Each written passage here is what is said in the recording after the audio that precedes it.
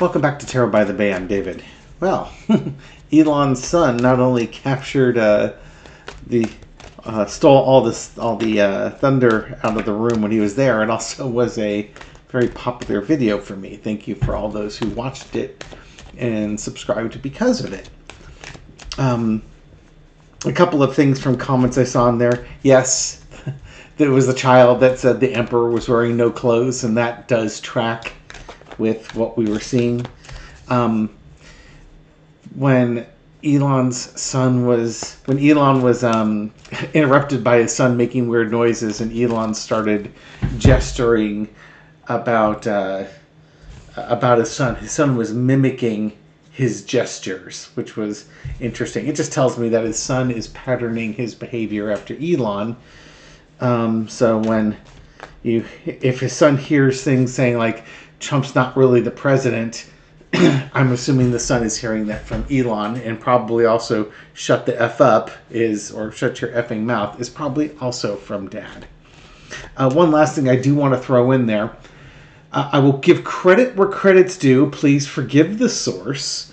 Back to Bill Cosby's book Fatherhood, which I read in my late teens, early 20s. Probably my early 20s, I think, is when that book came out. Bill Cosby's a piece of work, and we'll just leave it at that. And a rapist. He made some comment that, people say, oh, kids always tell the truth. No, they don't. They lie. They lie like crazy. And he was giving an example of making breakfast for his kids. It was the making cake, giving them cake for breakfast. And he was comparing it to like pancakes. And then when Mom woke up, all the kids are saying, oh, Dad forced us to eat the cake. That type of thing. Kids don't tell the truth, per se. They lie like crazy. What they lack is a filter. No, they can be very direct, but typically they lack a filter. They don't know what they're telling you is something they shouldn't be telling you. So, just throwing that out there. And yeah, the room looked like it was filled with four people, 2 adults and 1 child, who all were about the same age. They're all like 4-year-olds. One has an excuse, the other 2 don't. Okay, we will park that there.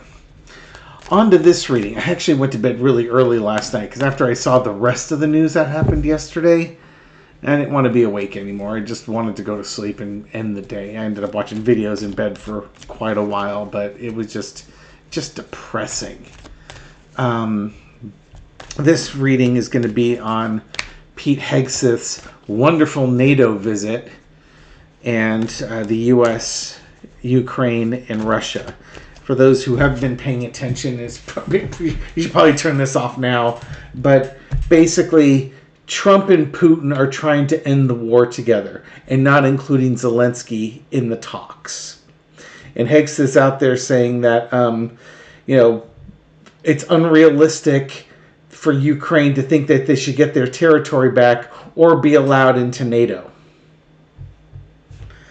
So it looks like right now Trump is planning on caving to Vladimir Putin and giving Putin everything that he wants.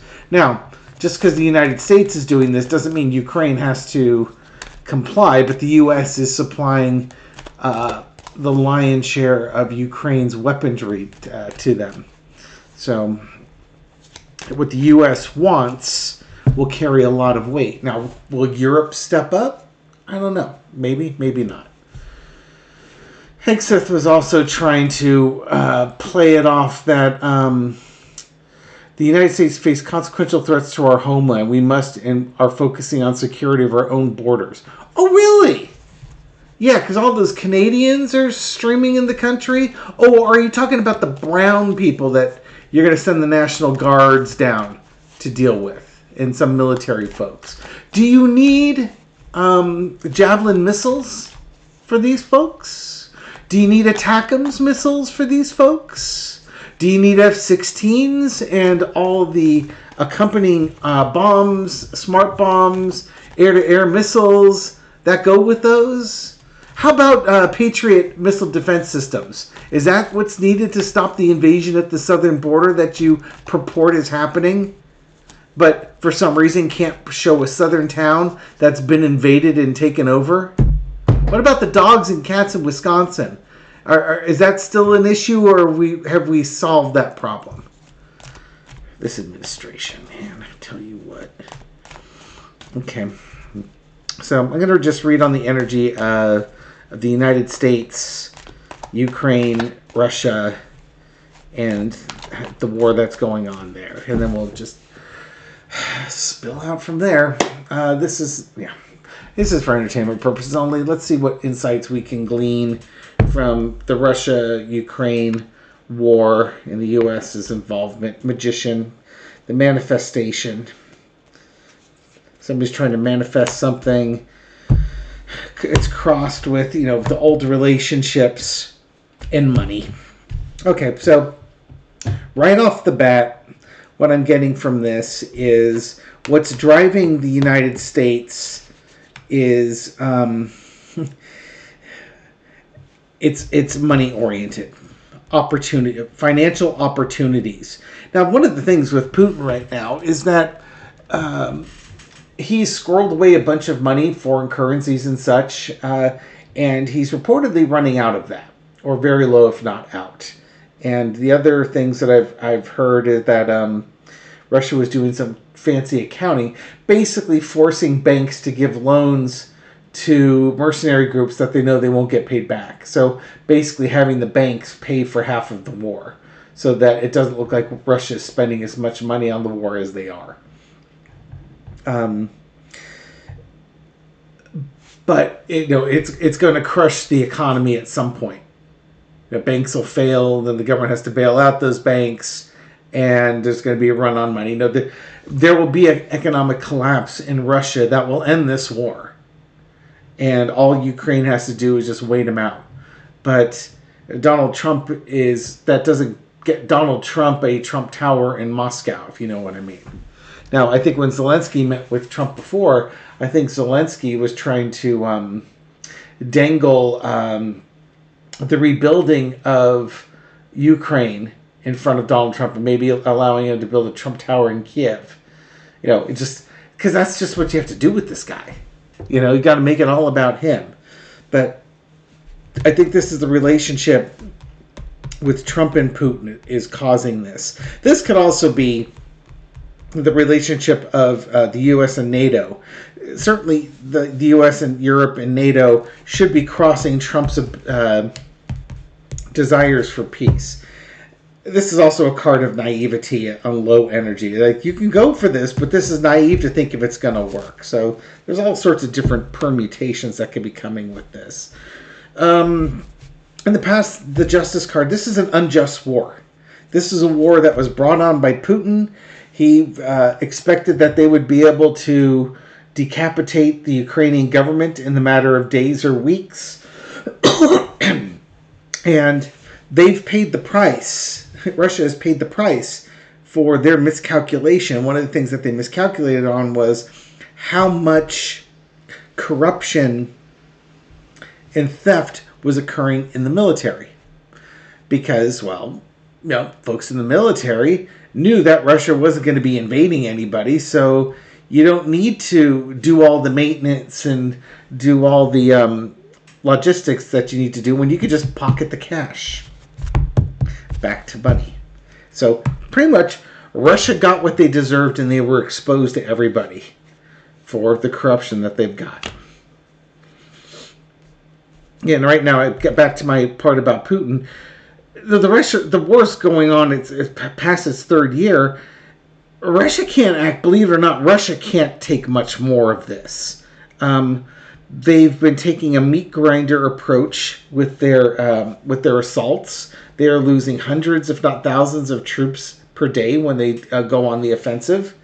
And they are pulling more and more troops from other parts of the country and are relying on conscripts. This is one of the reasons why in the Kursk region, Ukrainians were able to take so much territory so quickly, It was manned by 18 to 20-year-old conscripts who don't want to be there fighting, and the mayor of like one of the cities asked for millions of dollars to help fortify the city, and then just pocketed the money and didn't do the fortifications. So Putin can't take much more of this war. So the pressure's on Donald to come bail his butt out. Overarching energy is the Queen of Cups. Some people are really biting their tongue right now. There's some secret stuff going on here. Queen of Cups, keeping things secret. We're not seeing a spewing of hatred emotions, which would be the low energy. There's some high level overarching. There's stuff quietly going on behind the scenes on this one. Now, this could also be a little bit of a blackmail card. We'll not let those secrets out if you help us out type of thing. The lesson to be learned is the Eight of Coins. For me, this is going to be the Russian economy. The Russian economy is, it's in dire straits. Again, Putin cannot do this war for much longer. It's too expensive. He doesn't have what he needs to finish it. Now, one of the other things, and I'm sorry, there's just so many layers to this. Another item is that Trump has promised lower gas prices, right? That's one of the things he's promised is lower gas prices. Well, one of the things about lower gas prices is you have to have more oil on the market. Right now, there's sanctions on Russia preventing them from selling their oil on the open market. That doesn't mean they're not selling it to like China, but they are. But it's not on the open market. The U.S. is already producing the most oil it's ever produced, and it's the leading producer of oil in the world currently. So the only way you can get oil prices to come down is to have more oil on the market, which lowers the cost of oil per barrel, which will eventually lead to lower costs at the gas pump. And despite the fact that Trump said first day he was going to drill, baby, drill, the U.S. is already maxing out its drilling capacity. And even the major oil companies are like, we don't see a reason to drill more. They'll start losing money if they're drilling more. And not to mention, it takes time to set up drills, and they probably already have drills in the most lucrative spots. If you do the calculus, where they don't have drills are less lucrative. You don't get as much oil per day for the equipment expenses. So it just makes it more expensive. I'm sorry, come on down. Outcome. Judgment card. All right. Trump may very well get this peace agreement through, but he's also telling the world who he is and who we are as a country currently.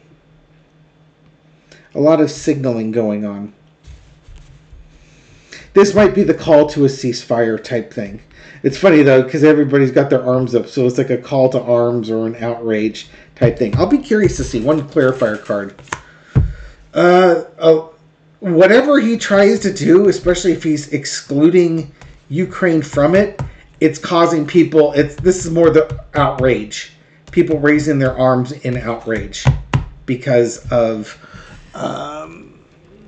Ukraine was invaded. They were just flat out invaded. Russia has changed their reasons for the invasion. First saying that they needed a regime change because Ukraine was being run by Nazis. And you have to go back years for that excuse. And they keep changing why they've invaded the country. Lord knows what it is now. But the whole time, Ukraine has been an inspiration to the world. Yesterday I was griping and grouching about, when things go hard, you have to look for positivity, and it's just like, well, that's not fair. How about we just not have the hard times? Nobody in Ukraine wanted this.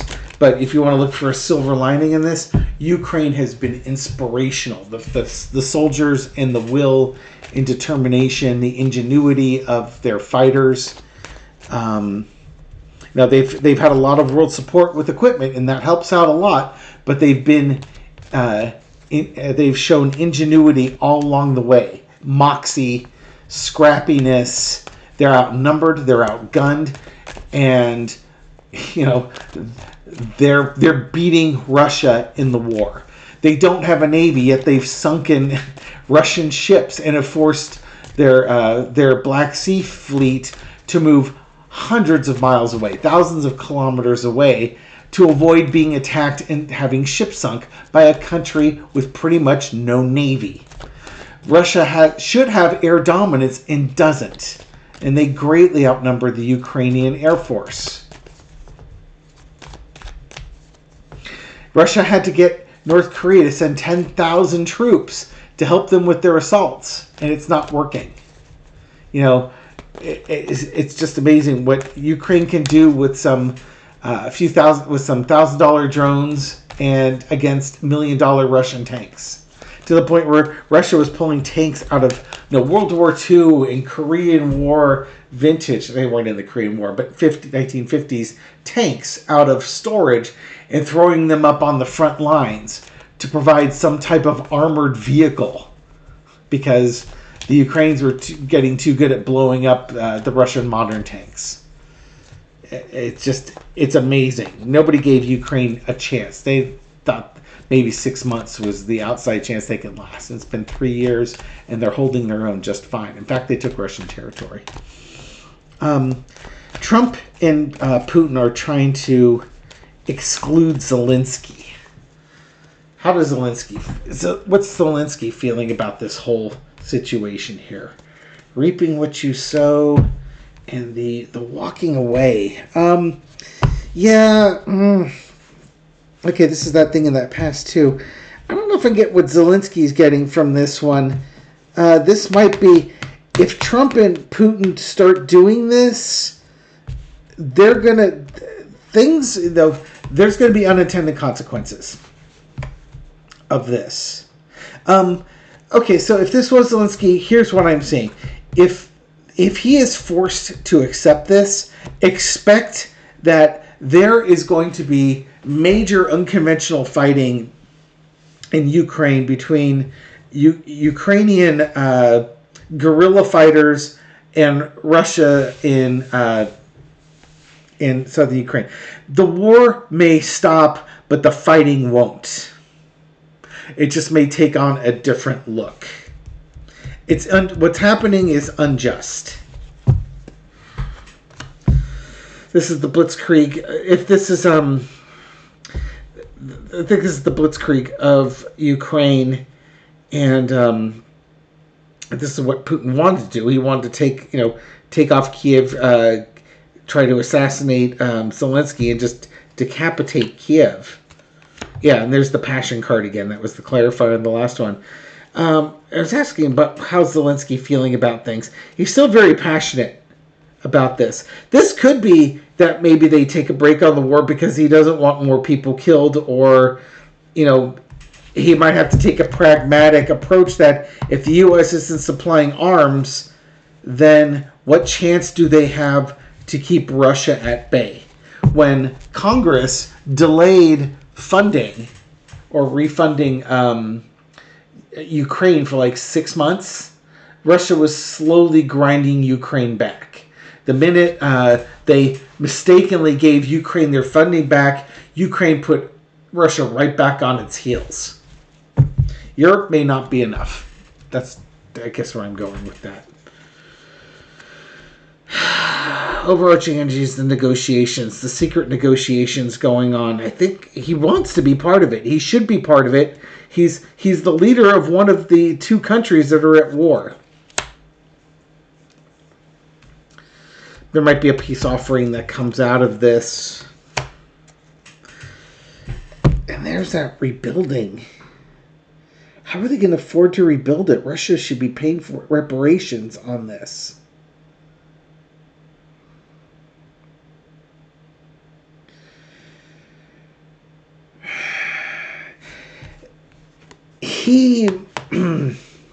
Zelenskyy may be thinking that he's going to have to take a deal. This is not fair.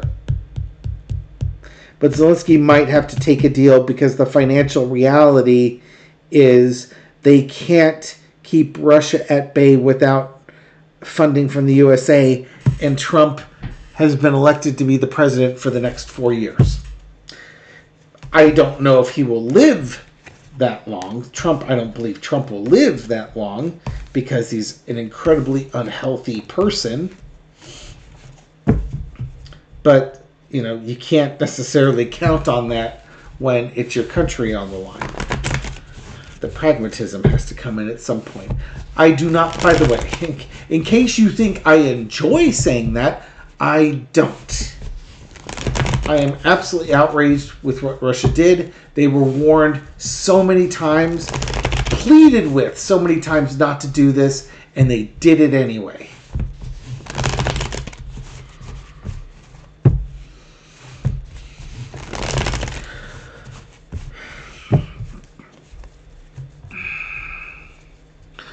Little four-carter. Will Trump and Putin come up with a forced peace deal on Zelenskyy? Maybe they can't get anything put together. Do you remember, it wasn't that long ago that Russia was saying that Donald Trump got help winning the election. He's expected to pay back his favors. And they were calling him stupid. And that his wife was a whore, basically. Entertainment purposes only. Hey, I'm not the one who said it. They were the ones who are saying. I'm just paraphrasing for you. Will they force a peace settlement on Zelenskyy? Roll a 4-card. Or on Ukraine. The 5 of coins. You got 5 of coins. Clarifying of the world card. The 9 of wands. Queen of Cups, boy, some of these cards are looking familiar. And the 10 of Wands. Okay. Will I force something on them?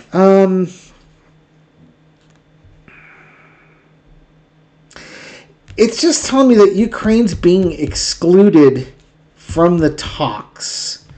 Again, this comes back to me with Putin. Putin can't last much longer. This war is almost over. And the world's maybe there's intelligence. There's something ready to blow here.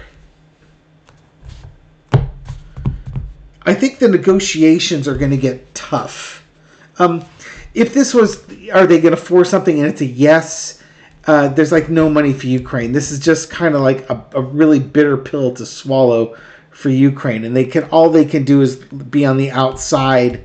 This is giving me that outside looking in vibe, This guy's looking off in the distance. He's not included. These folks are kicked out of the big room where all the negotiations. Will it bring it to an end? It's a world conflict. It will bring it to an end, and things are done on the down low. Yeah. It seems like it's going to be forced on them.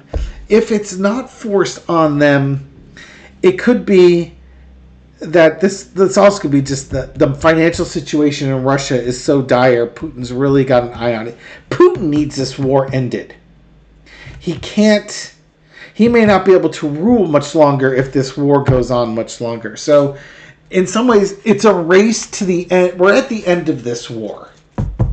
Either because there's going to be a peace treaty that's forced on Ukraine by Russia and Trump, or Putin runs out of runway. The economy crashes in Russia. Now let me ask this question. This will be the last one. Will the Ukrainian government accept the peace proposal put out by at least the first peace proposal put out by Putin and Trump? I mean, at some point there's going to be peace between Ukraine and Russia, right? So if I ask it, are they going to accept a peace thing? It could be yes, but it may not be the one that's currently being crafted. So say in the next month, 6 weeks, by the spring equinox, will Ukraine accept a peace deal with Russia? little four-quarter. The Emperor. Knight of Wands. That's a plan moving forward.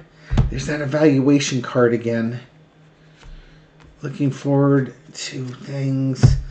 The Star card. Calm after the storm. They might.